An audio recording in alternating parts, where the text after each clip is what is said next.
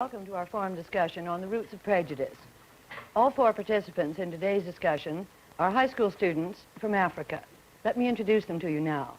First, from the Gold Coast is 18-year-old Alfred Bannerman. We call him Nini. It all started, Nini tells us, when he was born. He looked like a little old man. And Nini is a term of respect for an old man. We still call him Nini, and he considers it a term of respect. From Nigeria, Mohamedou Liman, 18 years old. From the Union of South Africa, Dix Lobjer. Dix, well, you should see him do the rock and roll. From Ethiopia, 17-year-old Nabiet Tafari.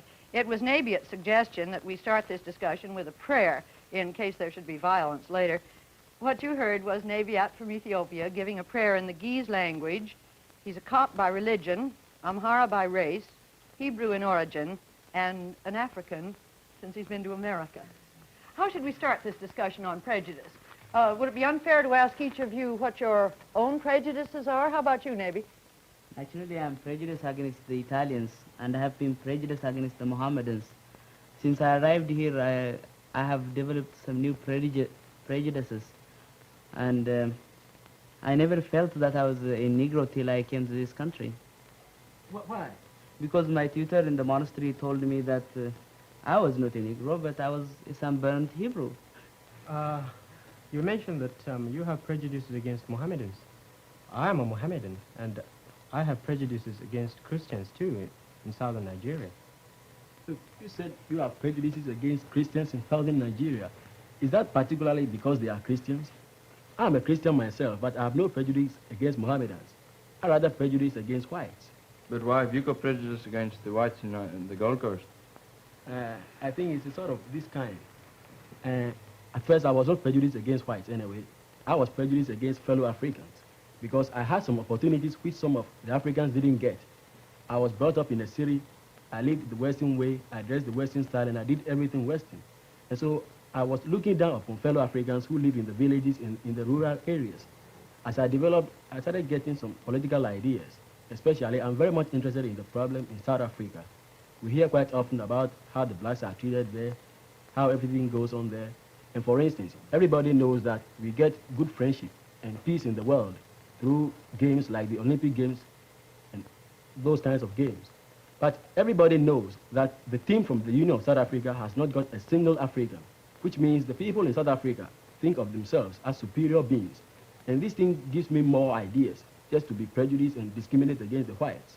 And so I'd like you to explain to me some of the policies of the apartheid system and the basic idea to the logical conclusion.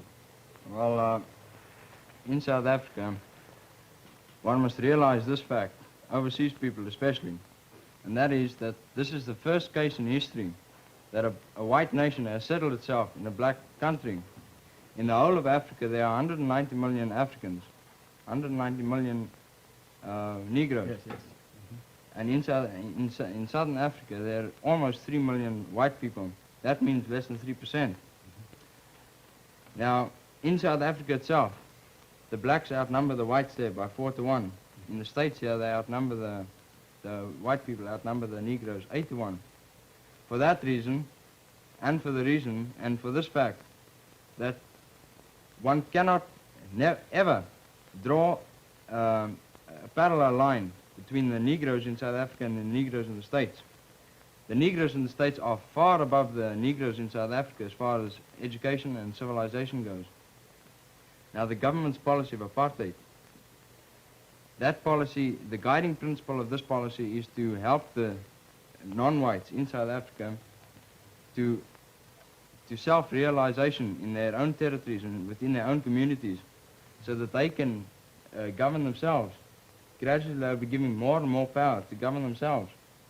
Now, that's what the guiding principle is, and that's what the white man in South Africa is doing. Yeah, let me make this point clear. You say they want the Africans to develop themselves. And so will you allow the Africans to get their own governments and their own representations? Or will you like to give them the rules and the laws by yourselves? No, we force them and do everything. We're not going to force them to do anything. No, the point is, I know that in South Africa you have a government. And there is not a single African in the government. There are 9 million Africans as against 2 million whites. Why is it that there is not a single African in the government of South Africa? Well, they're 9 representatives for the... But I mean, how can 9 Englishmen or 9 Europeans represent 9 million Africans? How can they know their problems and their ideas? These people are Africans. You believe in separateness. The Africans separate and the whites separate. Well, how then can it happen that you get whites representing Africans in ideas since they are separate? I don't think that is fair either.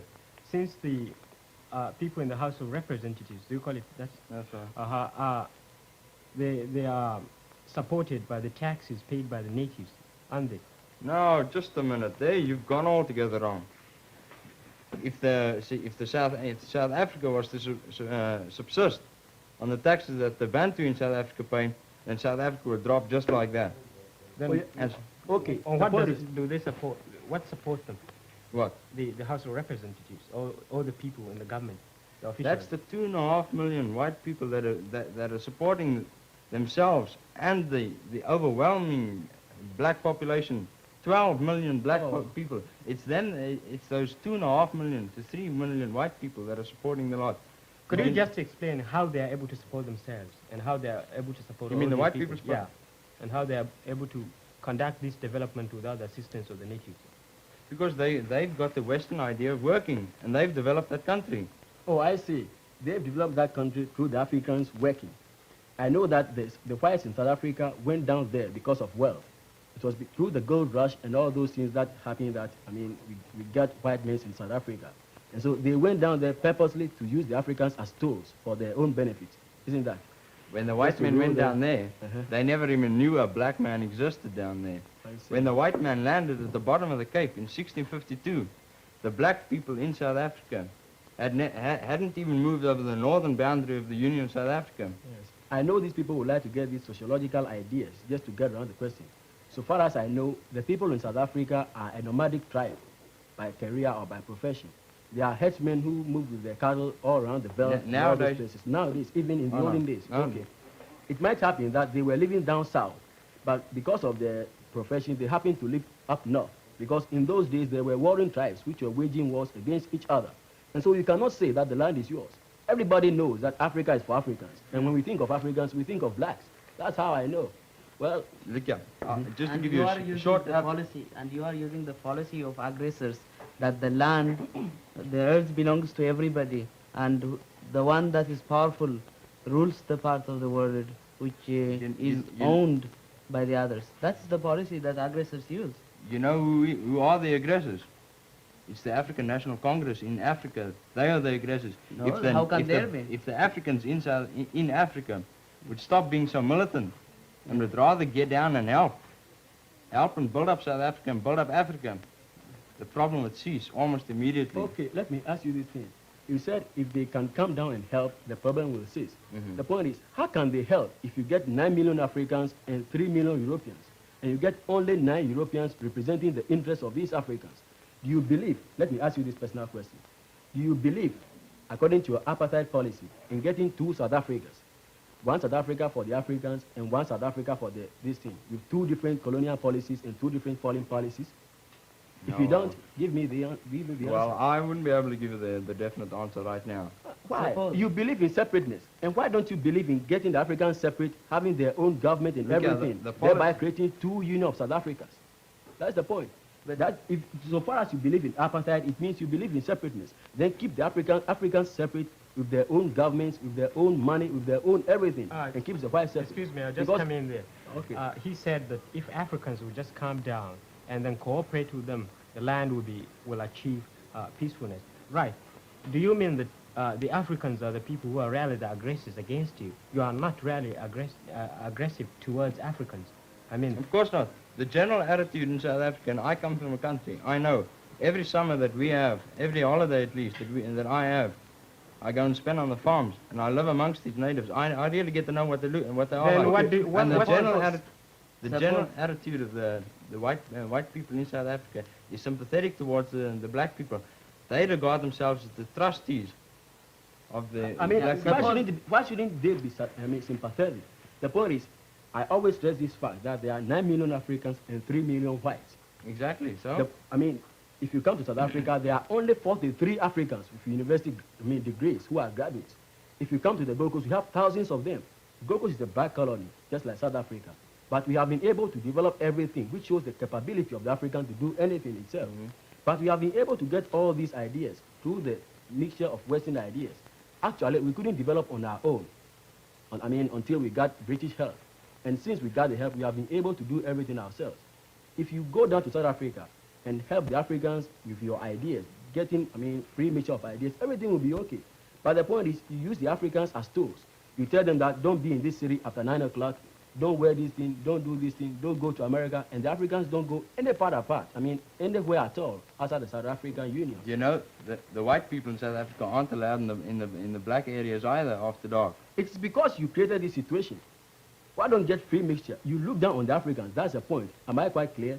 Because you said you believe in separateness, and I want you to come down to this point. You have not answered my question as yet. Just let me interfere.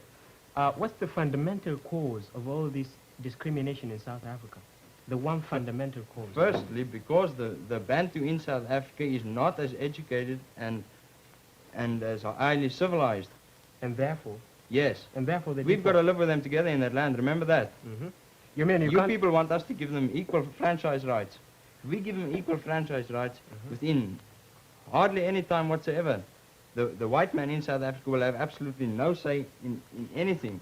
But you have been... In this case, you don't have any choice. Suppose, now you think that if the society of the white and the society of the blacks is mixed, it will be quite dangerous for you because these people are not as civilized as the white. Exactly. Suppose these people are kept in separation and you educate them, and the government, I think, believes within the 20 years they will be of the same standard as the white. And this means that you are giving them help mechanically, and unless you mix with them, if they are as good as you, then they will say, get away, who cares for you?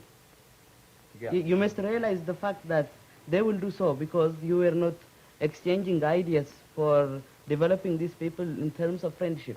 But that's exactly what we're doing. No. The black man and the white man in South Africa are working together. No. There's constant contact between the ministers and the Bantu. No, but yes. How can 9 white men get the interest of 9 million Africans? That's the point. If you get the Africans there in the government themselves, it's not just they 9. Can be able. It's not just 9 men, and it's not the 9 million black people aren't just sitting there and waiting for the government to do something for them. They're governing themselves. They got local governments already. Yes. And they're getting more and more local government. Answer this question for me. I was asking you a personal question, if you don't mind. The point is, you believe in separateness. Yes, you believe that if you keep the Africans separate, entirely separate, and the whites entirely separate, you can be able to live in South Africa? Look, you mustn't take this idea of separateness or apartheid too literal. It doesn't mean that's fenced around and blacks live there and whites live there. That's how it is. Oh, no, if you go to South Africa, tell me this thing. You come near Johannesburg. Africans are not allowed to be in Johannesburg after 9 o'clock. Am I quite clear? Is it true? No, it's not. Is it not true? In Johannesburg, after dark, yes, it's just those hooligans that walk around there. After dark, any self-respecting Bantu or white person won't venture out of doors. Okay. Come to this point. If you go to the railway station, are not the same as you think of them. There may be the minority. I've been in contact with them all the time since I've grown up. I know what they're like. But how far does the government make use of those who are educated, for example? They're going back to help educate and uplift their people. No, they are not going back. The point is, you try to educate these Africans to go back and help their people. Exactly. And that is where I tell you that there are only 43 Africans with university degrees. How can these 43 Africans go back with their Western ways and Western everything to this African society and help the people? The people will not understand them because you are turning back to primitivism in South Africa. And so when these people go down to the Africans don't, as it were, get them nicely. You're always talking about you can't learn to swim unless you get into the water. Yeah. Well, you can't start educating them unless you send those that are educated back to you ought to start educating them, for the 300 years that, South Africa has existed. We have been in the Gold Coast with Western contact for only 100 years. But if you come to the Gold Coast now, we are able to do everything ourselves. We are, at present, I'm sitting down equally with you. You can't, it's absolutely unrealistic and stupid to compare South Africa with the Gold Coast. Yes. There's absolutely no comparison whatsoever. But basically we are all Africans. Just let me finish. Oh, no. In South Africa, at least in the Gold Coast, there has never been enough white men there to constitute a nationhood. if the Gold Coasters at any time wanted to drive him out, and they drove him out, those white men have got England for their homeland. We in only South thing Africa I know, haven't- the only haven't thing I got our know is, homeland, old according to boy. the partition of Africa and the scramble for Africa in 1884, all the white men came to Africa and they settled at the places which suit them best, according to health. If you go to South Africa, the climate is Mediterranean in certain places, so you see white men there. If you go to East Africa, it is tropical, but because of the highlands, I mean, it's relatively cooler, and so you see white men there. That's why you get the mama in East Africa. In the Gold Coast, it is jungle, mosquitoes and everything, and so the white men don't like to live in the Gold Coast. That's natural. And Nini, and excuse me, Navy, and Dix, I want to ask you this. Dix just said that there weren't enough white men in the Gold Coast. Would your point of view be that believing in separateness, you've kept yourself so separated from the white men in the Gold Coast that maybe your standard of living has... No, ma'am. We were just keeping, I mean, side by side with them. I tell you at first that if you come to the Gold Coast, through the contact with the whites, we have been able to develop. We can never develop on our own. That's the point. But we got Western ways and Western ideas and Western health. That's why we are, I mean, as equal to the whites now. I suppose it's a different case with countries on West Africa. You see, we in West Africa, we were brought under the British rule, but you can't compare that with the Union of South Africa because the white went there to live and not to bring these people to a higher standard of living and to educate them and bring and allow them to realize the full significance of But civilization. the Africans there, are they citizens? If they are citizens, why deny them these rights? We're not denying them the rights. Let me No. ask Mohamedou another question. You said at the beginning that you were Mohammedan, that Nini was Christian, that you had some prejudices against Christians. Yeah. Let me ask you a fairly frank question. Do you have any sense that Nini from the Gold Coast is less purely African than you are? Yeah, I often feel that. Why? You see, we in Nigeria, and our part of Nigeria, northern Nigeria, we often feel that Africa is for Muslims, not for Christians. It's meant for Muslims. And our social life is entirely different from the Western ways. We are totally opposed to it because it sort of try to disassociate our religious principles. We were talking a moment ago about discrimination between white and black. Suppose Nini comes to visit you in Nigeria. Would he be discriminated against in any way? I suppose so, simply because, for one reason. You see, we eat in a bowl. We in my home, we put a big bowl down, and you have about 3 or 4 people putting their hands all at the same time into the bowl. There is And, element of competition. And you see, we don't allow Christians to interfere. We don't allow Christians to put their hands inside. You see, it's one of our religious doctrines. We don't allow, we're not supposed to eat with Christians in the same bowl unless we're obligated to. And so that's one of the things which you will... On this question of religion, I'd like to ask you one more thing. I've heard it said recently that Islam is gaining rapidly in Africa and Christian influence is declining. Is that true? I wouldn't say definitely it is not true, but to some extent it is. You see, there are 2 sides to it. We have the Ahmadiyya movement in Nigeria. They come from Pakistan, and I think it originated about 1885. I don't know. They I have... wonder if Nini would agree with you that Christianity no, is on the I totally disagree way. with him. The point is, Muslim teaches purely African, principles. That's the case. They had the Mohammedan influence in Africa, around about West Africa, in about 1,000 years ago. About some few centuries ago. But Christianity came down in Africa about 200 years ago. And through Christian influence, we are able to adopt Western ways of life and Western everything. And so more people like to adopt Christianity, whereby they try to become Western. Because most of the missionaries who come down there are Americans or Englishmen.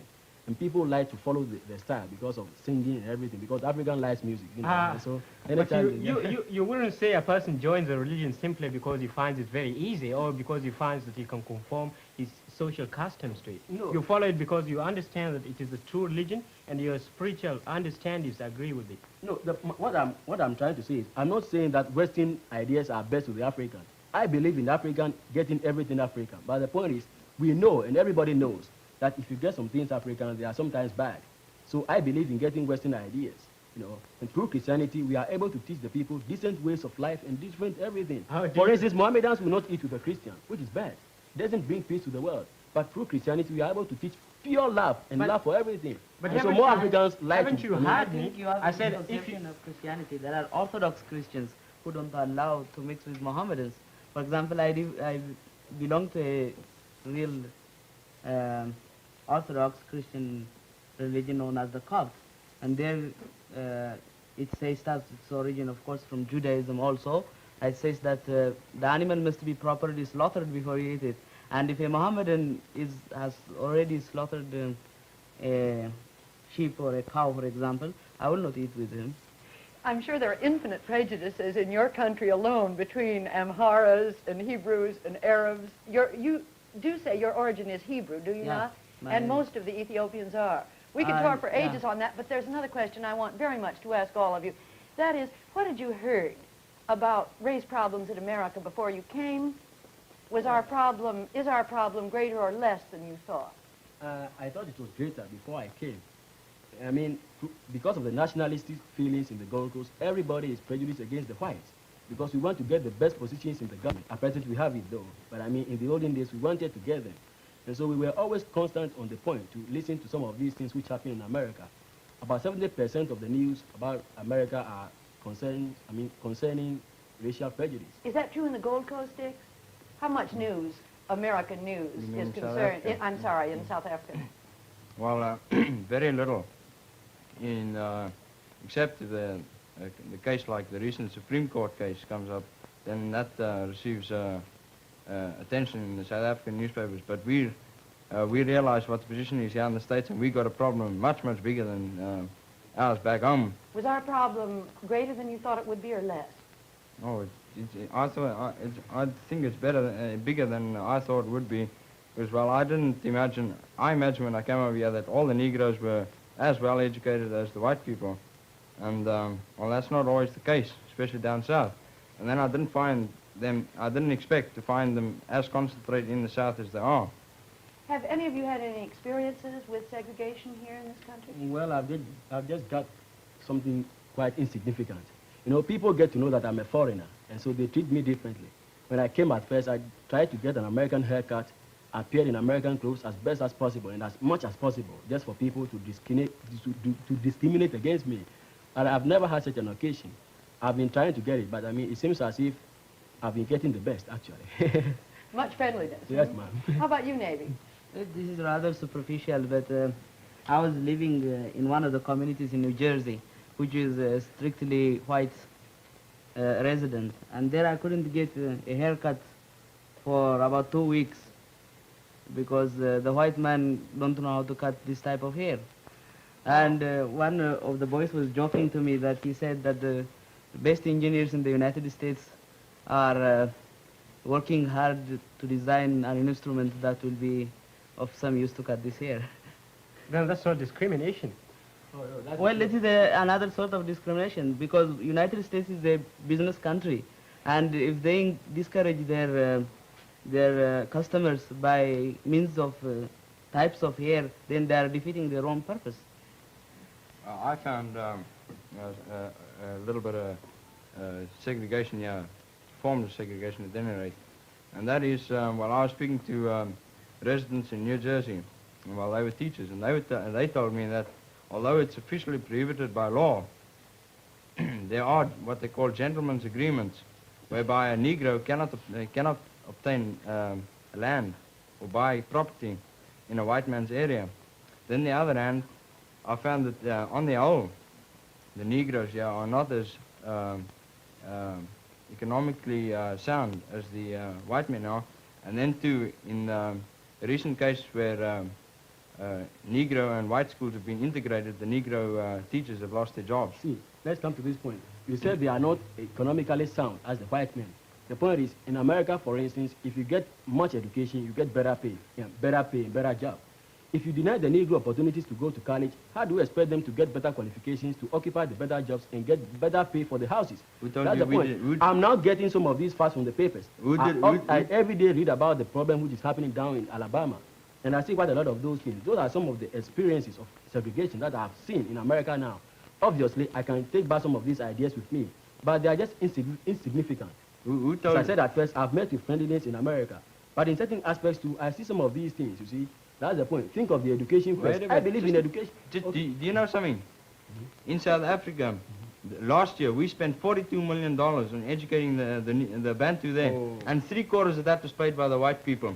40% of the Bantu school children are going to school, and the literacy rate in the Union of South Africa now amongst the Bantu is 27.7, and within the next 20 years, it'll be 100% literacy. Why is it that Yeah. then? Why is it that, then, Like that we have not got a delegate who is African for the whole year that we have been operating this forum?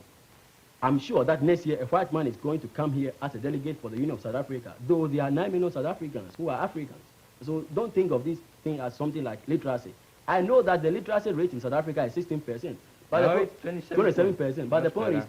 the Africans just get the elementary education in the African quarters, which is fit for nothing but unskilled labor. To sum up a little bit, Nini, what's the best thing your government can do, the most significant thing to help attack this problem? At present, we are not yet fully self-government. We do everything ourselves in the government. But the last point is defense and external affairs. Great Britain is controlling this. And the moment we become independent, we can prove to the outside world that the African can rule himself and the black can govern himself. And so What I would you think say that's for the your only government, thing. Dick? The government must definitely apply this policy of apartheid more firmly and more thoroughly, and apply it and carry it out more rapidly than it's done in the future. There's a final question I'd like to ask you. Since the population of the world, the percentage between white and non-white is roughly what it is here, I'm sure Dix and I are wondering when the 3/4 of the human race that is not white gets political power. What are you going to do to the whites? Segregate them? Well, if we practice segregation, then we will be as bad as the white. So what we will do is we'll allow them to mix with us, and in the meantime unite ourselves like that we did in the Bandung conference. Well, listen to me. When Mr. Thurgood Marshall, the attorney to Miss Lucy, when he came down from Alabama to New York, this is what he said. He said that sometimes Negro organizations and individual Negroes, through their help to save the white man, so become a little bit tired. And so I think probably that's our mission. To save the white man's yes, soul. just to save the white man's soul. Thank you, Nini. I'm sorry that's all the time we have. Thank you all. Next week, we'll continue the discussion with 4 other students on the roots of prejudice. Until then, we must bid you goodbye.